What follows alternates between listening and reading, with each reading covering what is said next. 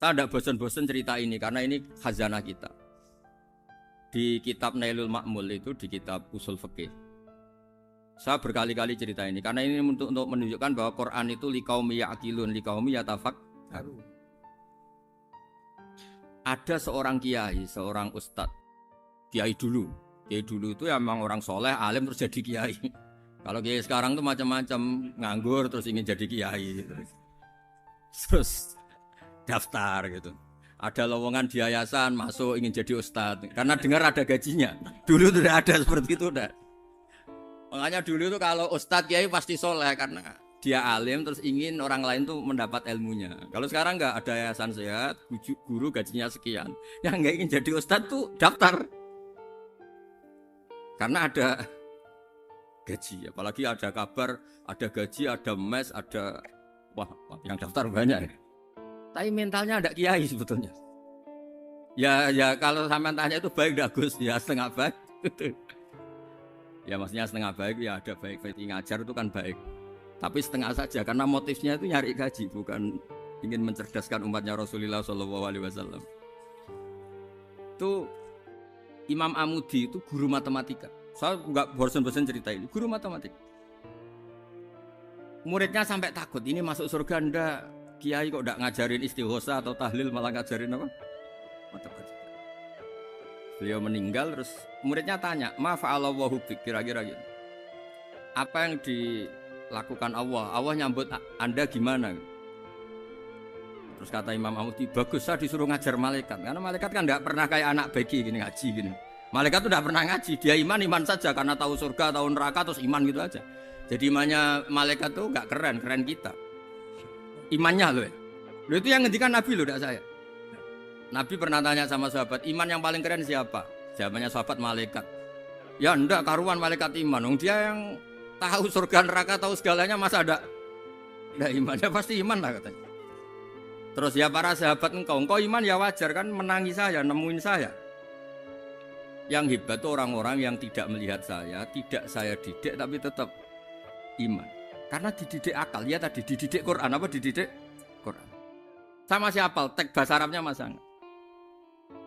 Terus Imam Amudi kata Allah, suruh dia ngajarin para malaikat cara menemukan saya. Malaikat dikumpulin, terus Imam Amudi disuruh ngajar. Sama masih ingat kata-katanya Allah di mimpi itu. Istadilla ala wahdaniyati bi hadrati malaikati, tolong ajarkan cara menemukan saya padahal Anda ini manusia yang tidak melihat saya. Anda di Jakarta kan hanya gedung-gedung, paling jadi khayal, terus nikmat lah, Anda ikut punya tapi ikut nikmati. Orang desa-desa kalau ke Jakarta itu pokrol. Wah di Jakarta tuh gedungnya tinggi-tinggi, tidak kayak kampung sini. Lu udah ikut punya, ikut bangga. Di Jakarta orangnya cantik-cantik, tidak kayak orang sini. Padahal dia ya dapat orang cantik gitu. Jadi Allah tuh saking pinternya, miskin-miskin ya bisa berkhayal dan bahagia. Nah, itu alhamdulillah betul. Akhirnya itu apa ini anak-anak begini saya tak niati ngajar standar anak-anak akademik. Terus pertama yang diajarkan hanya bilang gini, sama siapa teksnya? Ya malaikat wahi para malaikat. Terus beliau bilang, nisbatus naini wassalasa ila malanihayata lahu nisbatul far'i ilal asl. Angka itu jumlahnya berapapun 2, 3 sampai triliunan. Semuanya itu nisbatul far'i ilal asli. Binisbah ilal wahid nisbatul far'i ilal asli. Angka 2 ya cabangnya 1, 3 ya cabangnya 1, 1 triliun ya cabangnya 1. Tetap yang asal usul adalah angka 1. Itu nangis semua malaikat. Cara Jawa itu mandekman kue iman kaya imanku. Makanya imannya umat Rasulullah SAW itu PD-nya, yakinnya kayak imannya malaikat. Kalau Tuhan itu 1. Karena angka agak bisa dimulai kecuali dengan angka 1. Makanya nisbatus naini wassalasah ila ma nihayatalahu iku nisbatul far'i ilal asli. Semuanya itu nisbatnya cabang ke induk. Berarti semua alam raya ini tetap asal usulnya 1, yaitu qul huwallahu ahad. Nah, itu namanya akal. Umatnya Rasulullah itu ditinggali mukjizat akal lewat panduan Quran, sehingga meskipun kita tidak menangi Rasulullah, tidak menangi sahabat, kita tidak tahu malaikat Jibril, tapi cara iman kita ini tidak kalah keren. Yakin, hakul, yakin. Terus kedua, gambar. Kamu gambar rumah, gambar hewan, gambar apa saja, mesti dimulai satu titik. Entah gambar kamu bagus, entah jelek, tetap dimulai satu titik. Nah, titik ini namanya nuqtatul wujud. Semua alam raya dimulai dari satu titik, yaitu nuqtatil wujud. Makanya Quran dimulai bismillah, dan bismillah itu dipilih sama Allah pakai pertama ba. Ba itu ada titik. Itu kata semua ulama.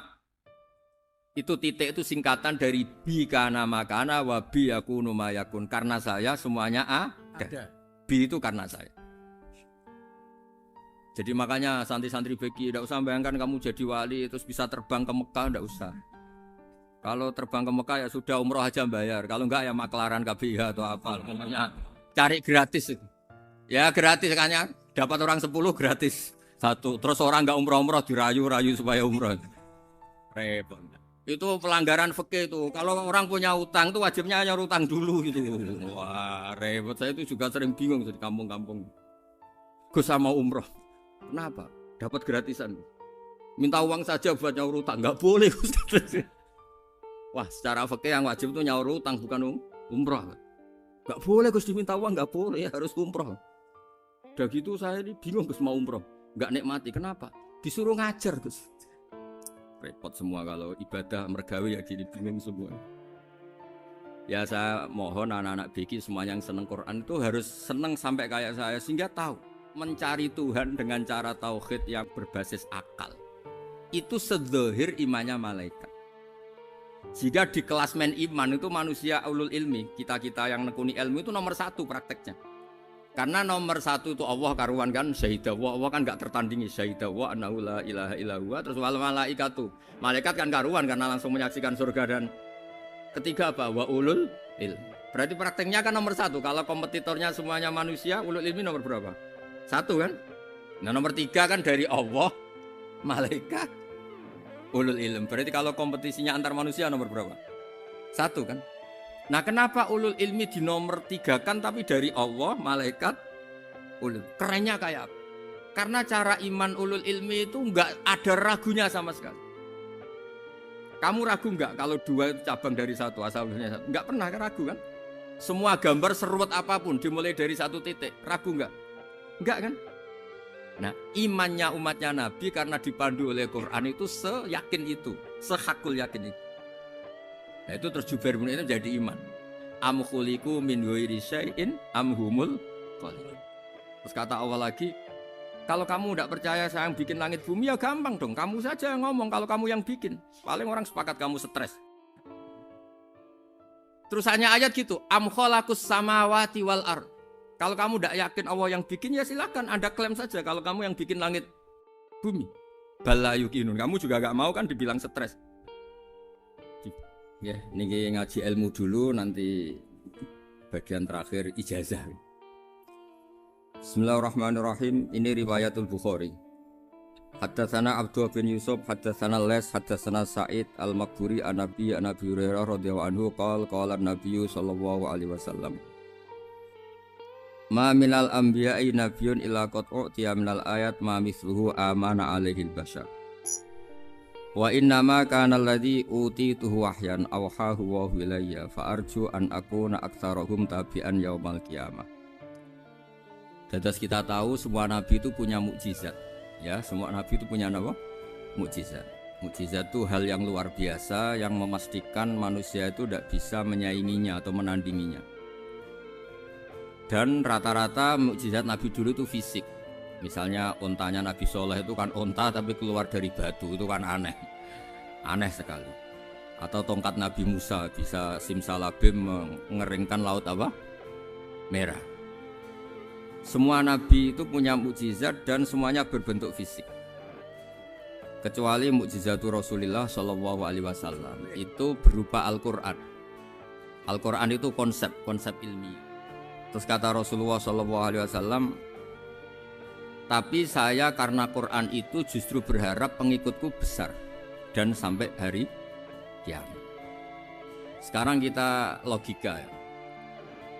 Andaikan kamu punya tongkatnya Nabi Musa, kalau kamu suka uang, kepikirannya dijual apa dipakai? Kalau kamu suka uang, pakai. Kalau kamu ahli suudzon itu pikirannya ndak, ini asli ndak. Karena yang melihat di Turki itu ya sebagian gitu. Kalau yang suka perdukunan itu bayangkan tuh miliknya. Mungkin dipakai ngakali orang atau apa, pokoknya bayangkan tuh miliknya. Kalau yang kolektor pikirannya itu nanti ini laku berapa. Tapi kalau peneliti mungkin pikirannya itu ini asli apa ndak? Bukti aslinya apa? Repot lah. Lagi pula kalau kamu punya utang terus mau apa? Istri kamu marah mau apa? Kalau pakai tongkat. Nah, beda dengan mukjizatnya Quran itu semuanya apa? Ilmiah. Orang yang sedang harmonis dengan istri bisa pakai ayat di antara ayat-ayat Allah itu apa? Wa ja'ala bainakum mawaddatau warahmah. Nanti kalau ditakdir cerai, saya tidak menyarankan cerai. Kalau ditakdir cerai, itu masih dimotivasi sama Allah wa iyyatafarraqa yughnillahu kullam min sa'ati. Jika suami istri itu cerai, jangan-jangan suaminya dapat istri lebih baik, istrinya nanti dapat suami lebih baik. Jadi yang masa lalunya dianggap prahara. Kan banyak orang suaminya meninggal ketika nikah lagi ditanya, kangen sama suami pertama, alhamdulillah ini lebih baik. Padahal suaminya yang meninggal itu berharap istrinya ini kangen, ternyata dia sudah syukur dapat suami yang lebih baik. Jadi Quran itu menunggui kita ila yaumil qiyamah. Kita tidak bunuh diri, itu ya barokahnya Quran. Karena problem apapun kita dinasihati apa sabar, apa dinasihati sabar. Kan nggak mungkin kamu pegang tongkatnya Nabi Musa, punya masalah apa saja ngelihat tongkat, bisa apa tongkat. Tapi kalau Quran kan nasihat, solusi. Makanya Nabi berharap dengan Quran ini, saya berharap pengaruh saya, pengikut saya terbanyak ila yaumil qiyamah. Terus beliau dikomentari begini sama, ini Fathul Bari, sarahnya Bukhari. Al-muradu anna mu'jizatil anbiya inqaradat binkiradi a'sorihim falam yusyahidha illa man hadaraha. Problem mukjizat nabi-nabi dulu itu kan fisik.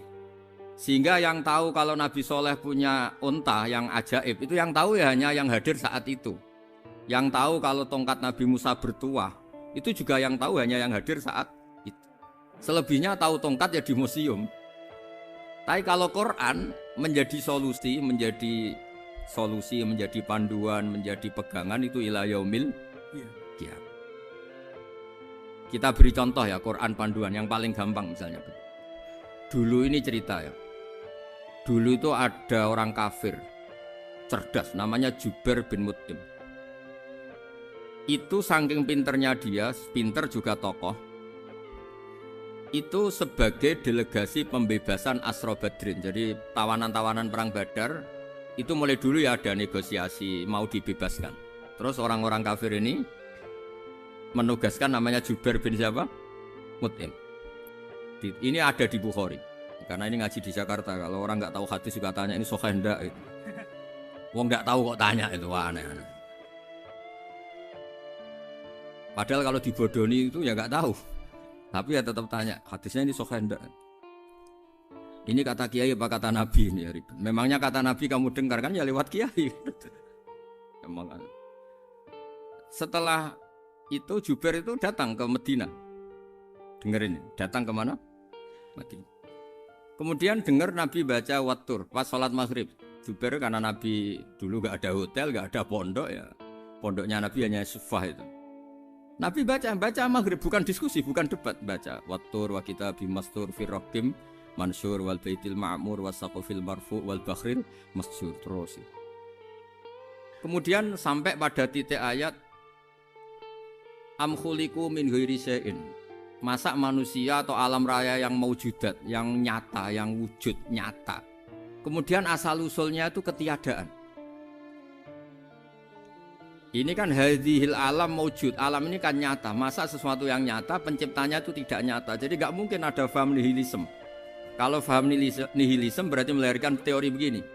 Al-adamu yakhluqu maujudan, sesuatu yang tidak ada menciptakan yang itu kan akal nggak bisa menerima. Kalau sesuatu ini ada, penciptanya pasti ada. Terus akhirnya Jubair bin Mut'im itu simpuh di depan Rasulullah terus bilang, ya Muhammad kada qalbi ayatir, hampir saja hati saya terbang. Kalau riwayatnya Imam Ahmad, faka'an nama sudi akol bihati, saya ini hancur. Semua teori yang saya bawa untuk ngelawan kamu, sekarang luluh semua, hancur semua. Yang benar adalah teori Anda, bahwa Tuhan itu satu, dan Tuhan itu ada sebelum semua makhluk. Coba kalau Nabi Muhammad ada Jubair bin Mut'im terus menyembunyikan tongkat dekat mihrab, terus dilihat ini apa, paling pikirannya ini dari kayu apa, terus yang bentuk tongkat itu tukang pemahatnya siapa? Kok kurang keren, kalau di Blitar gimana ya? Kan malah panjang. Kira-kira kalau mukjizat itu dari tongkat itu malah panjang. Panjang lah pokoknya, panjang. Lagi pula kamu coba kan nggak ngarah mandi, itu yang mandi kan nabinya, bukan tongkatnya. Coba tongkatnya Nabi Musa coba anak-anak beki itu. Dipakai mukul kucing aja tidak mesti mati itu. Jadi nggak jelas mukjizat-mukjizat seperti itu nggak. Tapi kalau Quran menunggui, sampai saking hebatnya Quran, teori rasionalitas, soal kampanye di mana-mana, tingkat validitas, tingkat kebenaran Quran, itu bahkan bisa diuji tanpa membuktikan, tanpa apa? Cukup pakai akal. Ya terus saya teruskan. Fala yamurru terus. Al-murad anna mu'jizatil anbiya in qaradat bi qidari a'sam wa mu'jizatul Qur'an mustamirratun ila yaumil qiyamah.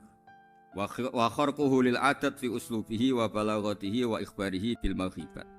Terus kata ini yang ngarang Fathul Bari, sarahnya Imam Bukhari. Fala yamurru asrun minal a'sar illa wa yadharu fihi shay'un mimma akhbaru bi annahu sayakun yadullu ala sihhati da'wahu. Wa hadza aqwal muhtamilat. Wa takmiluhu fil ladzi ba'da wa qilani ya anal al makna anal mukjizat al madiyah kanat khissiyatan tusyahadu bil absar kana qoti soleh wa asa Musa. Mukjizatnya nabi-nabi dulu itu hanya penyembuh, hanya pelengkap, hanya nuruti keinginan mata. Seperti dahsyatnya apa? Laut Merah diseblak apa dipukul sama tongkatnya Nabi siapa? Itu semuanya itu hanya memanjakan mata. Urusan mata. Terus wow itu. Tapi kalau mukjizatnya Nabi Muhammad itu berdasar akal. Maksudnya berdasar akal nih, dengerin ya. Dengerin betul. Ketika Laut Merah terus tersibak kan, wow itu keren kan. Terus kita bilang, menyimpulkan, wah kita tidak akan mampu. Itu bodoh sekali kesimpulan kita tidak akan mampu. Meskipun bikin nyamuk Anda juga tidak mampu. Loh untuk memutuskan tidak mampu saja kok sampai pertunjukan seperti itu tuh laopo, cek goblok gitu. Nah kalau kita karena umat yang pinter untuk memaksa kita nggak mampu, Allah bilang Inna wa la yastahi ayadriba mathalam ma ba'udah. Kita melihat nyamuk langsung berkesimpulan tidak mampu. Saya berkali-kali cerita nyamuk itu sudah kecil, masih punya urat, uratnya kayak apa? Masih punya kuman, kumannya seberapa? Ya enggak? Nyamuk itu kecil, punya organ tubuhnya punya urat. Itu kalau kamu pinter, antara tongkatnya Nabi Musa menyibak Laut Merah sama nyamuk itu sama-sama berkesimpulan melahirkan satu paham bahwa kita tidak. Loh, untuk memaksa tidak mampu saja kok nuju pertunjukan ada onta keluar dari batu, Nakotu Soleh, ada tongkat yang bisa mengeringkan laut. Cik goblok ya. Lah kita alhamdulillah ada jenis goblok yang seperti ini. Untuk ikrar bahwa Allah itu hebat ala kulli syai'in, cukup lihat nyamuk, kagum kan? Sudah tidak usah bikin hidup. Saya berkali-kali mencontohkan. Para pemahat tak suruh bikin patung gajah itu mampu. Tak suruh bikin patung nyamuk kalau bisa. Nyari materi dari apa itu? Gampang mana bikin patung gajah sama patung nyamuk? Gajah, makanya Allah bikinnya contoh itu untuk ijaz itu pakai nyamuk bukan pakai. Itu kalau ustadz-ustadz yang agak jorok malah contohnya nyamuk Gus. Itu kecil. Itu kayak apa? Di dalamnya dia hamil. Itu anaknya kecil lagi, telurnya kecil lagi, itu gimana itu cara bikin itu? Makanya di sini ini ada kitab Itqan, itu komentarnya itu lucu. Ini kitab Al-Itqan karangannya Imam Suyuti. Ini persis komentar saya tadi ya.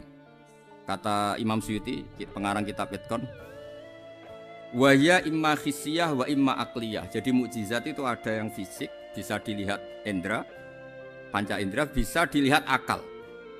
Wa aktsaru mu'jizati Bani Israil kanat khissiyah li baladatihim. Bilada itu goblok. Wakil lati basoirihim. Dasar wong goblok. Mukjizat kok ngenteni sing wow. Maksudnya dasar wong untuk ngakui Allah hebat saja kok nunggu halal yang seperti itu. Paham ya? Mergo likil lati napa aklihim. Wa aktsaru mu'jizati hadil ummah aqliyatun li farati dzakaihim wa kamali afwahihim. Dan mukjizatnya umat ini semuanya berdasar akal karena sudah cerdas. Jadi andaikan kita melihat tongkatnya Nabi Musa menyibak Laut Merah dengan melihat nyamuk, kesimpulan kita sama. Sama-sama wow, sama-sama keren, sama-sama memastikan kita tidak mampu. Makanya terus Quran menerangkan ya wa ma min dabatin fil ardi wala ta'iri yatiru bi janahihi illa umamun amsalukum. Jadi keseharian kita lihat burung kok terbang. Itu sudah ayatun min ayatillah. Paham nggih? Dados niki kudu bangga ditunggoni napa Quran, nggih ditunggoni napa Quran.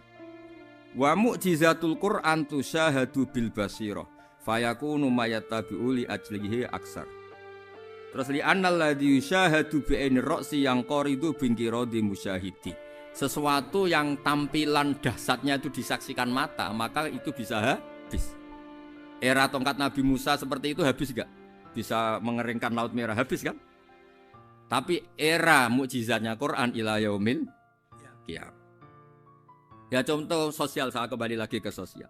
Kamu punya teman awet atau punya istri awet, itu konsepnya ya wal kadhiminal ghaidh, agak gampang tersinggung. Coba kalau kamu setiap tersinggung putus, setiap tersinggung habis, kamu tidak punya teman, tidak punya istri. Sampai kita awet seperti ini, kalau kecewa ya wal kadhiminal ghaidh, ngempet. Termasuk saya ini biasanya ngaji khusus terus baca gini ya kecewa. Tapi barokahnya diwarai Quran wal kadhiminal ghaidh, ngempet Gus, ngempet. Terus kecewa sama teman, kenapa tidak putus? Karena wal afina aninna, sudah kalau kecewa maafkan. Coba kalau kita kecewa presiden demo, kecewa menteri demo, kecewa orang tua minggat. Ya kalau dicari, kalau tidak kan malu. Saya itu punya teman tak tanya, kecewa Gus sama bapak itu. Kenapa tidak minggat? Malu. Kenapa malu? Takut gak dicari. Itu orang tuh paling malu itu kalau keluar dari rumah nggak di. Saya punya teman lagi, saya ini takut mati Gus. Kenapa? Takut istri saya tidak nangis Gus. Itu kematian terburuk itu kalau mati, tahu istrinya tidak nangis. Oh, itu malu betul itu. Makanya jangan mati. Pokoknya pastikan orang sekeliling Anda nangis itu baru berani mati. Kalau tidak jangan. Ya jadi mukjizatnya Nabi itu luar biasa. Nah ini terus saya teruskan ya. Makanya mukjizat terbesarnya Nabi adalah Al-Quran. Karena Al-Quran itu cerita tentang hukum-hukum akal, cerita tentang logika-logika peradaban. Misalnya logika peradaban, contoh paling gampang. Di Quran itu ada sekian ayat yang Allah cerita peradaban. Misalnya wa ahsinu innallaha yuhibbul muhsinin. Itu dikutip terus kemudian disimpulkan dalam peradaban. Kata Sayyidina Ali karramallahu wajhah ngendikannya gampang. Ahsin man syi'ta takun amirah. Kamu berbuat baik saja sama seseorang, maka otomatis kamu akan jadi pemimpinnya. Ada orang enggak tamat SD, enggak tamat papa, gobloknya minta ampun. Tapi karena gaji seorang pakar, kamu tak gaji 1 bulan 1 miliar, perusahaan saya jadikan besar. Itu dikongkan ngalor ngidul ya nurut. Hanya karena dia ihsan.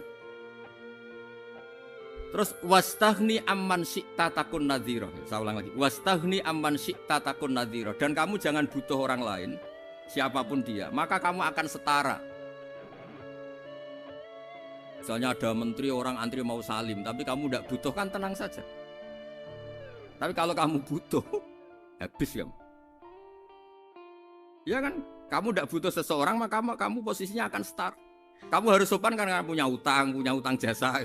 Kalau nggak punya apa-apa kan setara. Ya enggak. Misalnya kamu jajar rektor atau jajar menteri, jajar apa saja. Kalau kamu tidak punya utang kan, kamu jajar menteri tidak punya utang, sama jajar satpam tapi punya utang, takut mana?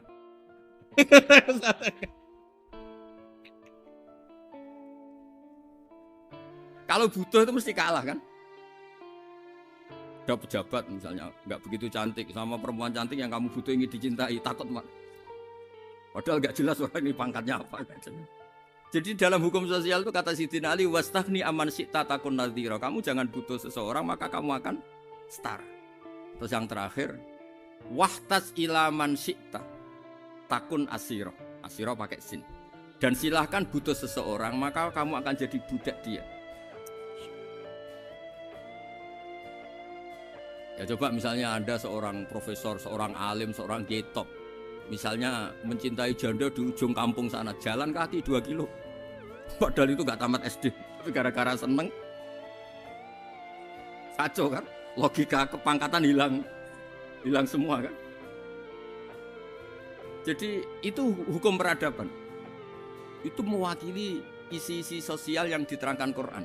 Ya, jadi paketnya 3 tadi ya.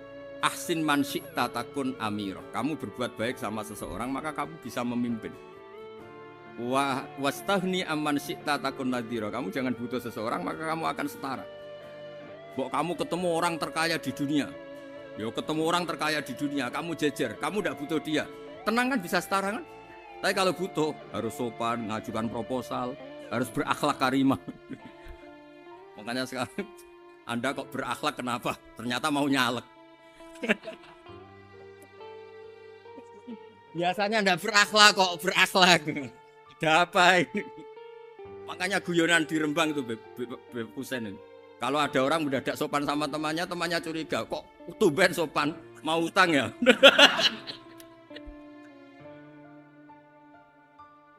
Zaman akhir itu kacau.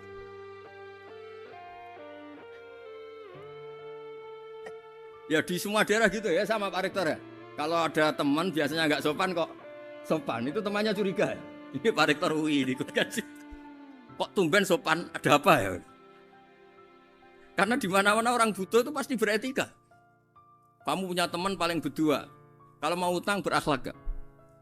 Atau misalnya kamu punya adik cantik terus punya teman berdua, kalau cinta adik kamu berakhlak gak? Biasanya nggak sama sekali nggak berakhlak. Gara-gara butuh menjadi berakhlak. Ya jadi hukum sosial itu ya kuncinya 3 tadi. Ahsin man syi'ta takun amira. Wastahni amman syi'ta takun nadhira. Terus wahtas ila man syi'ta takun asira. Kalau kamu butuh seseorang pasti kamu dibikin hina. Asir itu tawanan. Nah, Quran itu bicara sosial itu lengkap. Dan itu yang nunggui kita. Kita punya tetangga yang kurang baik, ya seneng. Punya tetangga baik, ya seneng. Kata Imam Syafi'i, saya berkali-kali cerita. Kok seneng semua Imam Syafi'i? Ya bagus lah. Kalau yang seneng saya enak lah. Dijak jagongan, dijak ngopi enak. Yang gak seneng saya, gak ngarah utang. Uang itu nak, kamu punya tetangga gak seneng kamu. Aman kan? Aman. Gak akan pinjem uang kan, pinjem mobil. Uang gak seneng kok. Makanya Imam Syafi'i itu kalau ngedikan luar Syafi'i, diceritain orang. Ya Aba Abdillah bagiannya, ya Aba Abdillah orang itu gak seneng kau, bagus lah. Loh kenapa bagus? Waman asa'a ilaika faqad atlaqaka. Orang yang gak seneng kamu maka membebaskan kamu. Gak akan pinjam uang, pinjam mobil, gak akan ganggu waktu kamu, kan gak seneng. Justru yang seneng-senengi masalah pinjam terus. Imam Syafi'i itu orang yang anggap dunia itu selesai. Ada yang cerita, ya Aba Abdillah, orang yang tadi cium tangan engkau, yang hormat engkau, di luar maki-maki engkau, ngerasain engkau, ngata-ngatain engkau. Ya bagus lah. Kok bagus gimana? Berarti saya wibawa, depan saya tidak berani. Berarti saya wibawa, di depan saya tidak berani. Berarti itu makomnya sudah kulillah, sumadarhum fi khawdihim, yal'abun, sudah dunia itu selesai, sudah agak penting semua. Nah itu kalau kamu anak-anak beki ahli Quran sudah ayatnya kulillah sumadarhum fil khawdihim yal'abun, sudah lihat Allah saja gak penting makhluk-makhluk itu. Dah makhluk semua gak penting, sepenting Allah. Nah, kita ini ditunggoni mukjizat seperti itu. Bayangkan misalnya kita ditunggoni tongkatnya Nabi Musa. Saya ngajar di sini terus ini tongkat. Terus nanti yang tanya, Gus itu kayu apa Gus? Nanti yang kolektor tanya itu harganya berapa Gus? Ruwet apa? Terus yang ahli suudon itu asli gak Gus? Wah. Yang ahli suudon kan mesti tanyanya gitu, itu asli gak Gus? Repot pokoknya. Tapi kalau Quran kan jelas, kenapa?